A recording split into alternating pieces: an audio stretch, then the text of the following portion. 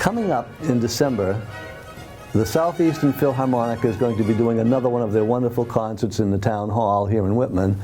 And we have with us today Michael Bednarsky, who is the conductor, and we have a special guest who is the third member of his family to have played in the Southeastern Philharmonic since it was started in 1915. Phil Leach, am I right with that date? That is correct, I believe. Okay, good. Because your grandfather was one of the first pianists. Pianists. I was thinking more of general musicians, and there were, you know, a lot of people who were involved in the orchestra in those days. But I'd like you to tell us a little bit about your grandfather and tell how he fit in there. Well, he was a graduate of Tufts School of Dental Medicine, class of 1908 with honors. Something different from the honor part of it. It was something different for me, but anyway, he was a well-known dentist here in town, but also a pianist. He was asked by the founders of the orchestra, which I believe was Mr. Frank Burnett and his dentist, and I'm not sure what his dentist's name was. I should have asked my grandfather and written it down many years ago. But he was another dentist anyway in town. There were probably more dentists and doctors in town in those days than we have now.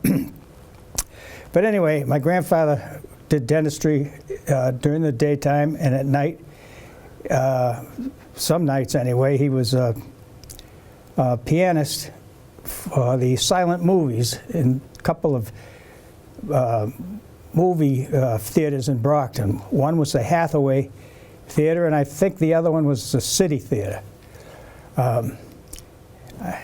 He used to take the electric car, streetcar home to Whitman, and as far as the tracks went, up on Route 14 on Auburn Street, and then he had to walk the rest of the way about a mile to his house. So anyway, that's how he started with the orchestra. I'm not sure how much time he had and how many years he did that. But anyway, that's how it started with him. He was just a guy that loved to tickle the ivories, whether they were people or on a piano keyboard. He was really good at it. I was amazed at how well he could play, even in the 1970s, you know. Yeah. And the next member of your family that joined the orchestra was your father. Yes, and he played during the 1950s. He was quite a well-known director of instrumental music in the schools here. He started the Whitman High School Band in 1929 on 1 hour a week.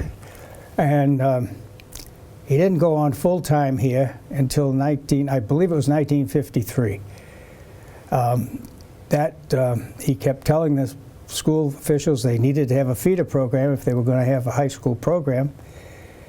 And they didn't seem to think that was very important. So they didn't do too much about it. But at any rate, when he had time, during the 50s, he established a band parents club here in Whitman, and they were extremely helpful in getting things going in the school with him and in the school program. So that was in the 50s, and so in the 50s, he tried to play in the orchestral club, Whitman Orchestral Club, as it was known in those days, when he had time. Some seasons he didn't. So this particular program that I brought with me today, his name is not listed in it, but it is in several others that I have from the late 1950s when I played in the orchestra.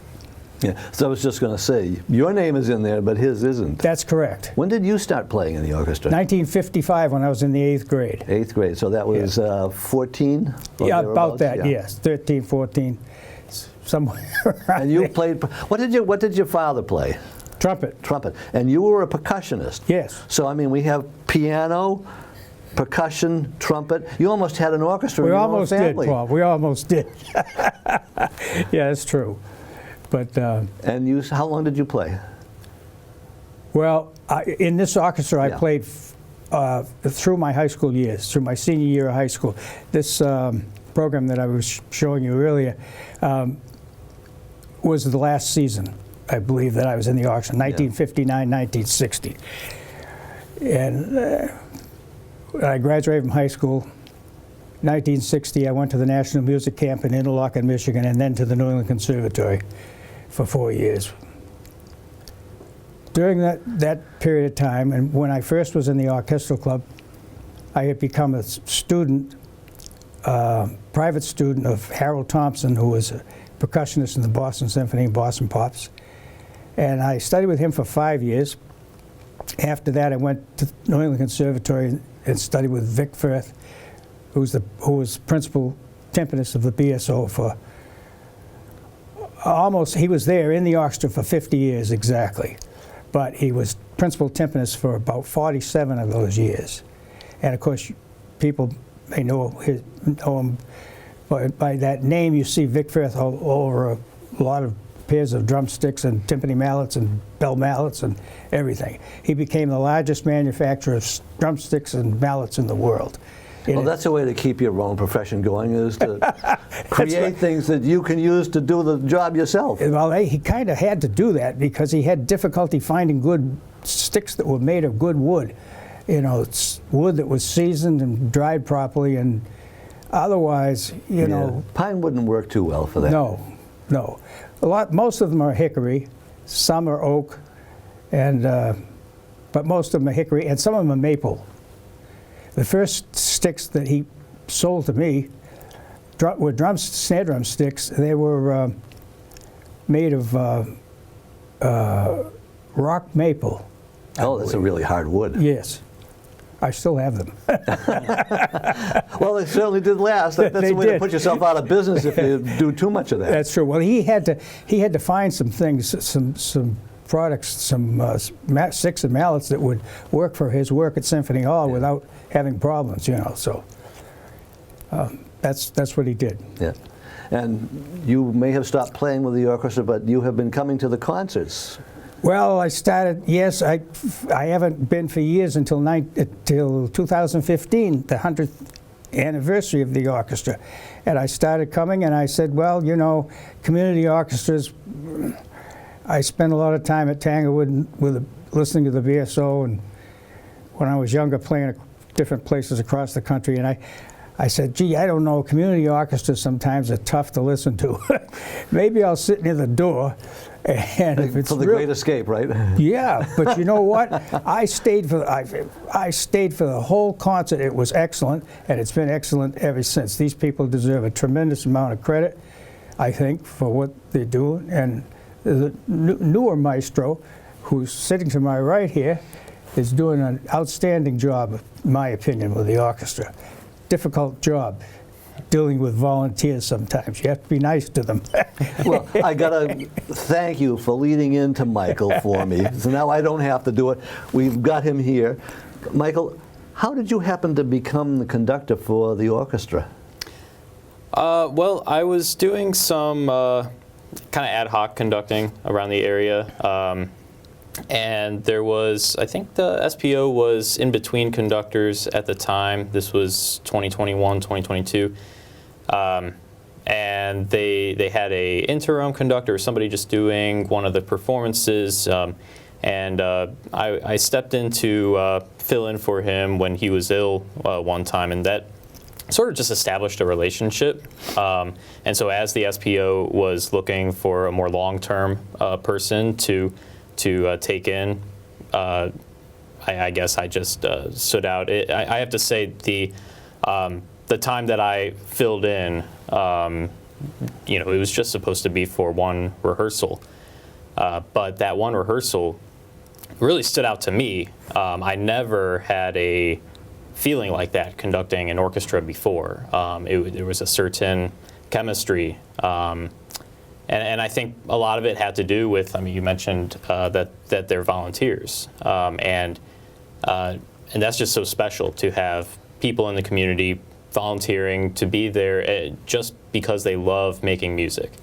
You know, the orchestras that I've conducted before, they're mainly students who are in school, just, you know, they have to be there to earn their degree. Very few music students actually like playing in orchestra. They're in music school in order to do other things. There are a certain number that are passionate about it, but largely students, they're trying to get through their program. And I've dabbled with a couple professional orchestras, mainly for auditions or filling in. But a community orchestra is just, this is the first one that I've conducted, and like I said, the chemistry was just evident to me and evidently to them as well, and it's just been a wonderful relationship since. Yeah. So tell me, what was your journey like from starting out in music, getting into this particular job? What did you do during your lifetime that made you become the person that you are right now? There's so much. Yeah, that's what happens, you know. Yeah. Well, I mean, I'll just start off by saying I never would have imagined myself in, doing any of the things that I'm doing now, even living in the area that I'm in now. I grew up in Ohio, and I knew pretty early on that I wanted to study music. I wanted to make a career out of it.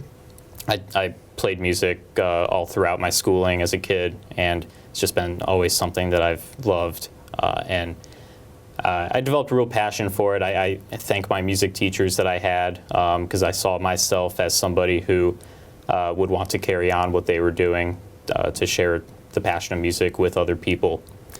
And so, I went to Ohio State University, started studying music education with the thought that I would be a band director.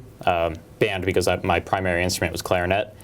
And while I was doing that, there was an opportunity I met a friend who became a really good friend.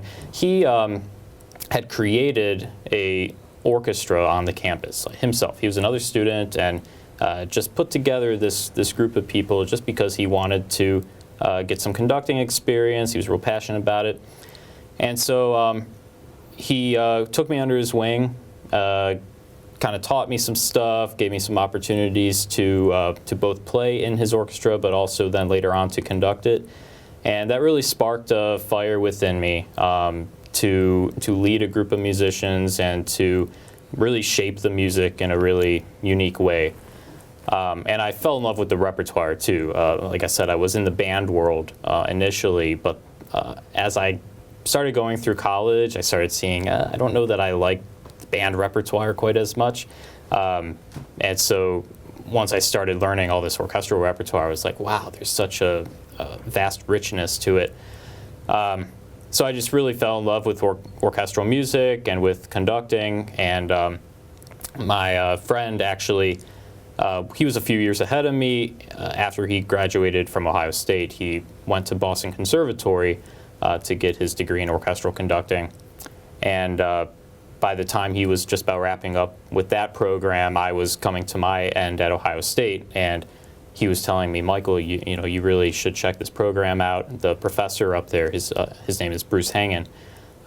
He was just raving to me about the professor and the program in general, and so I thought a lot about it, and I thought that there's no way that I'm gonna get accepted. I really didn't feel that I had what it took. Boston Conservatory is a very good school, and I just didn't really think that highly of myself at the time. And so I thought, okay, I'll just apply, see what happens, but I'm pretty sure that I'm just going to end up getting a band teaching job in Ohio.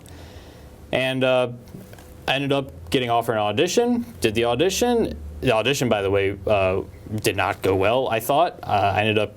The orchestra ended up falling apart during the audition, and Maestro Hangen, he cut me off and he said, okay, saved by the bell, because I was about out of time anyways. And so I went out of there thinking, okay, this is over. It was a good experience, I loved it, but I won't be hearing back from them. And I got accepted, and I guess he saw something that he could work with in me, and I'm very grateful for that. So I moved up here.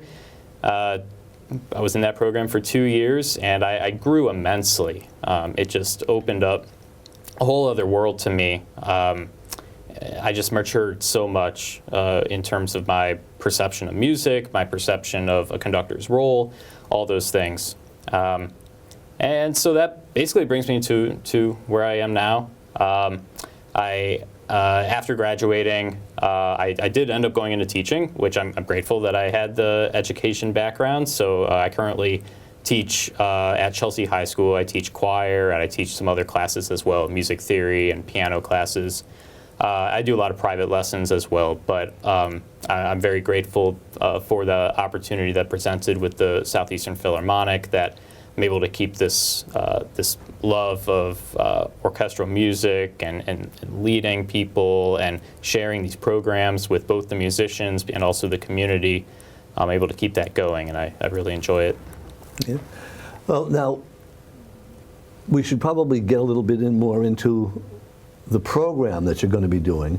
On December 8th, remember that date, I have a concert to do myself that day, so I can't be here, unfortunately, because I'd love to be able to do two things, but I'm only one person. We have, I have the list of the program here, and we've got a couple of favorites in here. I mean, Leroy Anderson is just one of those people that, if you don't do the sleigh ride on a Christmas concert, it's just not a Christmas concert to some people. No. And you've got that way down near the end. You're keeping people waiting for that one, right? Yeah, you got to keep them in their seats waiting. So. Okay, now you're actually starting off the program with another piece by Leroy Anderson called The Christmas Festival. And what is that? Because I don't think I'm familiar with that one myself. Yeah, Christmas Festival, this was one that's been in the SPO's library for some time. And I know that because the score is about falling apart. But it's a beautiful medley of all kinds of Christmas tunes, just beautifully strung together. Joy to the World, Deck the Halls, O Come All Ye Faithful, just all the classics. You going to encourage the people to sing along too?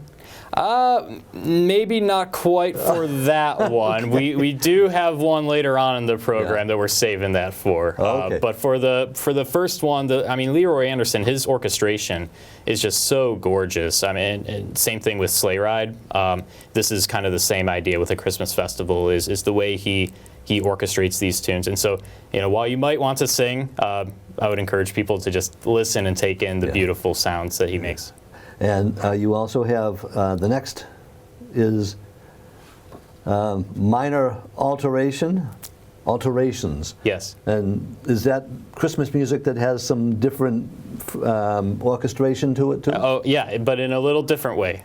So Minor Alterations, the subtitle is Christmas Through the Looking Glass. And so it's a piece where we're taking, or the arranger in this case, is taking these very popular Christmas tunes that are all originally in a major key, which would be a key that has a happy, uplifting sound. And he takes them and he changes them ever so slightly to sound in a minor key, which is usually associated with a more serious sound, right? And so it's a humorous piece because what it's doing is it's kind of poking fun at the seriousness of the orchestra.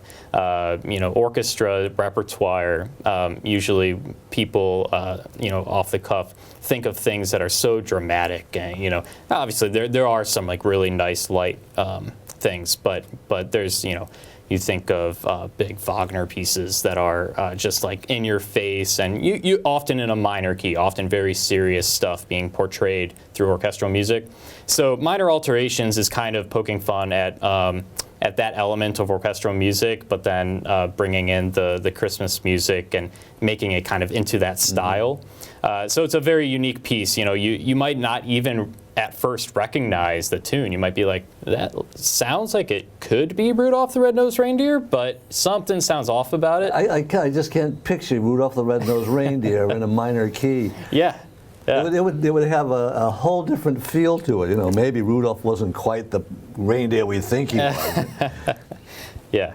Then next on the program, you have two sets of music from the Nutcracker. Right. And it's one of those things that I'm not quite sure how to feel, to approach that, because usually when you get two things from the same piece, I mean, it's from the Nutcracker Ballet, and they're not together, but they're separated by being. Are they arrangements by different people? No, it's the same arranger. We're actually performing them as one set. Oh, okay. Yeah, they're published in 2 sets, but we will be performing them as one thing.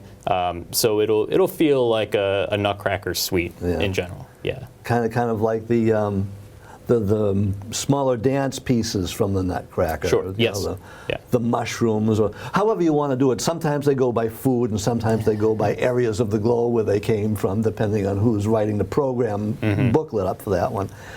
So that's always good. And you know, some of my favorite music is in there. I love the Dance of the Flowers. Yes. That's a favorite of mine. Yep. The Sugar Plum Fairy is a beautiful one And too. both of those will be on the program. Yep. So you can have something you really know and like, and it'll be there for you.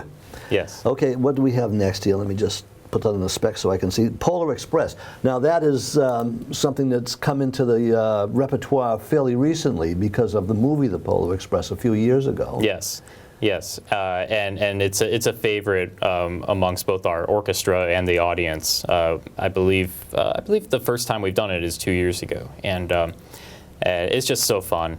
We get to transport the audience into the film and onto the train and go through the story kind of in your mind as we play the music. Yeah. Okay. And the next is the Cantique de Noël. I know the vocal version of this because I have sung it. Is this this is an orchestral version? Yeah, very light orchestral accompaniment, but it will be sung, and so we'll have soloists. I don't have the soloists finalized yet. One will be my wife, actually, Carly Dove Bednarsky.